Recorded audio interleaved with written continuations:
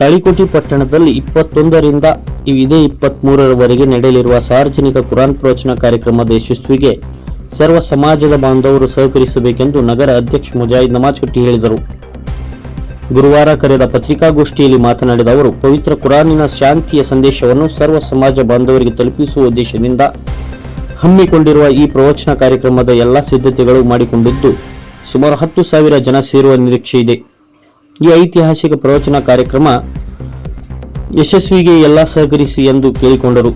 ಸುದ್ದಿಗೋಷ್ಠಿಯಲ್ಲಿ ವಲಯ ಸಂಚಾಲಕ ಎಂಐ ಬಡಗಣ್, ಸೈಯದ್ ಶಕೀಲ್ ಅಹಮದ್ ಕಾಜಿ, ಹಿರಿಯ ಸದಸ್ಯ ಅಲ್ಲಾಬಕ್ಷ್ ನಮಾಜ್ ಕಟ್ಟಿ, ಖಜಾಂಚಿಗಳಾದ ಎಂಎ ಮೇತ್ರಿ, ಕಾಸಿಂ ಅಲಿ ಮನ್ಸೂರ್, ಪ್ರವಚನ ಸಂಚಾಲಕರಾದ ಸೈಯದ್ ಇರ್ಫಾನ್ ಕಾಜಿ, ಸಹ ಸಂಚಾಲಕರಾದ ಹುಸೇನ್ ಪಟೇಲ್, ಇನ್ನು ಅನೇಕ ಜನ ಉಪಸ್ಥಿತರಿದ್ದರು. Bureau report, TLK express news, Talikote.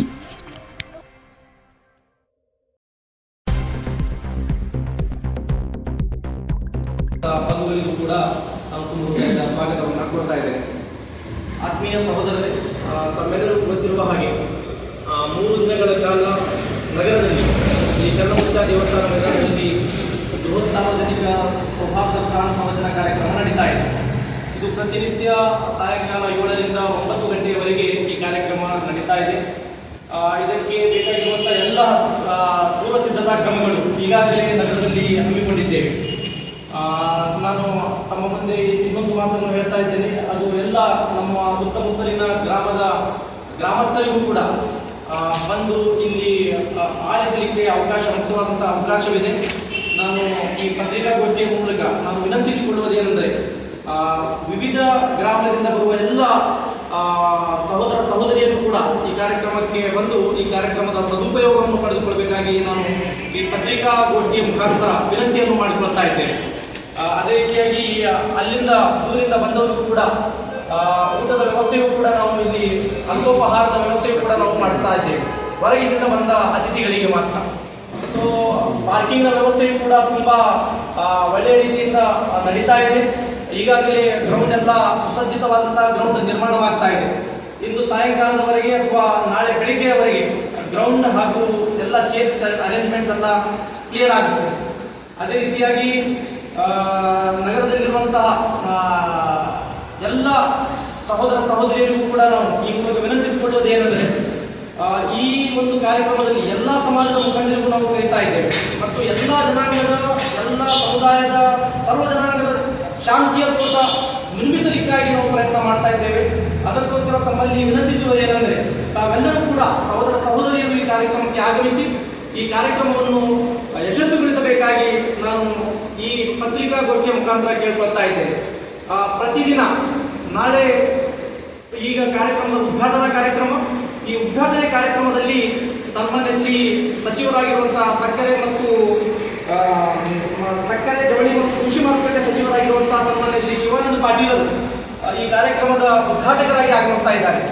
ಅದೇ ರೀತಿಯಾಗಿ ಬಡೇಕಲ್ಲದ ಶ್ರೀ ದುರ್ಗುಂದೇಶ್ವರ ವಿರಕ್ತ ಮಠದ ಪೀಠಾಧಿಪತಿಗಳಾಗಿರುವಂತಹ ಶ್ರೀ ಶಿವಕುಮಾರ ಮಹಾಸ್ವಾಮಿಗಳು ಕೂಡ ದಿವ್ಯ ಸಾನ್ನಿಧ್ಯರಾಗಿ ಆಗಮಿಸ್ತಾ ಇದ್ದಾರೆ. ಅದೇ ರೀತಿಯಾಗಿ ನಮ್ಮ ನಗರದ ಶ್ರೀ ಕಾಕಟೇಶ್ವರ ಮಠದ ಪೀಠಾಧಿಪತಿಗಳಾಗಿರುವಂತಹ ಸಿದ್ಧಲಿಂಗ ಮಹಾಸ್ವಾಮಿಗಳು ಕೂಡ ಈ ಒಂದು ಕಾರ್ಯಕ್ರಮದಲ್ಲಿ ದಿವ್ಯ ಸಾನ್ನಿಧ್ಯರಾಗಿ ಆಗಮಿಸ್ತಾ ಇದ್ದಾರೆ. ಇನ್ನೋರ್ವ ಮುಖ್ಯ ಅತಿಥಿಗಳಾಗಿ ಇನ್ನೋರ್ವ ಸಾನ್ನಿಧ್ಯರಾಗಿ ಫಾದರ್ ರಾಬರ್ಟ್ ಗ್ರಾಸರ್ ಅವರು ಕೂಡ ಆಗಮಿಸ್ತಾ ಇದ್ದಾರೆ.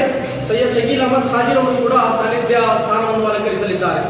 ಸೊ ಈ ಕಾರ್ಯಕ್ರಮದ ಉದ್ಘಾಟನೆ ಜನಾಬ್ ಮೆಹಬೂಬ್ ಆಲಂ ಬಡಗನ್, ವಲಯ ಸಂಚಾಲಕರು, ಜಮಾತ್ ಇಸ್ಲಾಮಿ ಹಿಂದ್ ಬೆಳಗಾವಿ, ಇವರ ಅಧ್ಯಕ್ಷತೆಯಲ್ಲಿ ನಡೀತಾ ಇದೆ.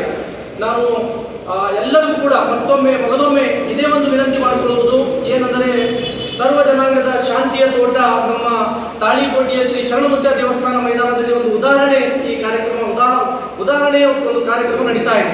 ಈ ಕಾರ್ಯಕ್ರಮಕ್ಕೆ ಬಂದು ಇಲ್ಲಿ ಇಲ್ಲಿ ನಾವೇನು ವಿಷಯಗಳನ್ನು ಸೆಲೆಕ್ಟ್ ಮಾಡಿದ್ದೇವೆ, ಅಮಲು ಮುಕ್ತ ಸಮಾಜ. ನಾಳೆಯ ಒಂದು ಉದ್ಘಾಟನಾ ಕಾರ್ಯಕ್ರಮದ ಸಬ್ಜೆಕ್ಟ್ ಅದು ಅಮಲು ಮುಕ್ತ ಸಮಾಜ ಎಂಬ ವಿಷಯದ ಮೇಲೆ.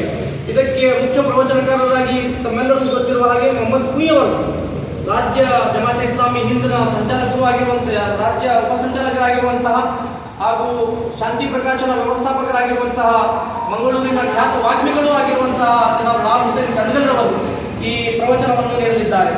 ಅದೇ ರೀತಿಯಾಗಿ ನಾನು ಎಲ್ಲ ಪತ್ರಕರ್ತ ನಮ್ಮ ಬಂಧುಗಳಿಗೆ ನಾನು ಇನ್ವಿಟೇಷನ್ ಕೂಡ ಕೊಡ್ತಾ ಇದ್ದೇನೆ. 2 ದಿನದ ಕಾರ್ಯಕ್ರಮದ ಸುದೀರ್ಘವಾದಂತಹ ಒಂದು ಮಾಹಿತಿ ಇದೆ. ನಾನು ಅದೆಲ್ಲ ಮಾಹಿತಿಯನ್ನು ತಮಗೆ ಕೊಡ್ತಾ ಇದ್ದೇನೆ. ಮತ್ತೆ ಇನ್ನೊಂದು ನಾನು ವಿನಂತಿ ಮಾಡಿಕೊಳ್ತಾ ಇರೋದು ಏನಂದ್ರೆ, ಯಾವುದೇ ರೀತಿಯಾದಂತಹ ಪಾರ್ಕಿಂಗ್ಗೆ ಅಡೆತಡೆಯಾಗದಂತೆ ಎಲ್ಲ ಜನರು ಬಂದು ಸರಳವಾಗಿ ಇಲ್ಲಿಂದ ಈ ಪ್ರವಚನವನ್ನು ಆಲಿಸಿ ಹೋಗಬಹುದು. ಆ ನಿಟ್ಟಿನಲ್ಲಿ ನಾವು ಭದ್ರತೆಯನ್ನು ಮತ್ತು ವ್ಯವಸ್ಥೆಯನ್ನು ನಾವು ಮಾಡಿಕೊಂಡಿದ್ದೇವೆ. ಇದಕ್ಕೆ ಎಲ್ಲ ಸಮಾಜದ, ಊರಿನ ಎಲ್ಲ ಧರ್ಮದ ಜನರು ಕೂಡ ಇದಕ್ಕೆ ಬೆಂಬಲವನ್ನು ನೀಡ್ತಾ ಇದ್ದಾರೆ. ಈ ಎಲ್ಲ ಸಮಾಜದ ಮುಖಂಡರೊಂದಿಗೆ ಒಂದು ಅತ್ಯುತ್ತಮವಾದಂತಹ ಒಂದು ಸುಂದರ ವಾತಾವರಣವನ್ನು ನಿರ್ಮಿಸುವ ಪ್ರಯತ್ನ ಜಮಾತ್ ಇಸ್ಲಾಮಿ ಹಿಂದ್ ತಾಳಿಪಡಿ ಘಟಕವು ಮಾಡ್ತಾ ಇದೆ. ಅದಕ್ಕಾಗಿ ತಾವೆಲ್ಲರೂ ಕೂಡ ಈ ಕಾರ್ಯಕ್ರಮಕ್ಕೆ ಬಂದು ಈ ಕಾರ್ಯಕ್ರಮವನ್ನು ಯಶಸ್ವಿಗೊಳಿಸಬೇಕಾಗಿ ತಮ್ಮಲ್ಲಿ ನಾವು ವಿನಂತಿಯನ್ನು ಮಾಡ್ಕೊಳ್ತಾ ಇದ್ದೇವೆ. ನಾಳೆಯಿಂದ ಪ್ರತಿನಿತ್ಯ ಸಾಯಂಕಾಲ 7ರಿಂದ 9ರವರೆಗೆ ಈ ಪ್ರವಚನ ನಡೀತಾ ಇದೆ, 3 ದಿನಗಳ ಕಾಲ.